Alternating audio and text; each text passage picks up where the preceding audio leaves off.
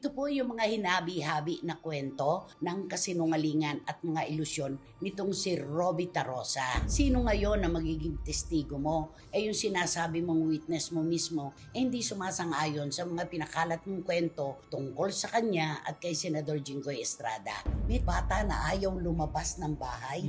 Dahil syempre, napapanood nila yung mga memes, nakikita nila. Isipin mo, sinabi mo pa, dating Fed ng White House, ang tatay mo. Ang tatay mo ba sa kabalahuraan mo na yan papayag na may isang anak siyang bastos at ilusyonadong tulad mo? Kung nananalamin ka lang, mismong konsensya mo ang sasapak sa'yo at sasabihin, ang bibig mo at ang dila mo, paputulan mo na. Nilalagay ngayon si Kyla Estrada at saka si Catherine Bernardo, pinahambing silang dalawa. Pinagkukumpara sila. Bumaba naman ang taste ng DJ ni Daniel Padilla nung siya ay maling dito kay Kyla Estrada. Madalas silang makita ni Kyla nanonood ng sine, di ba?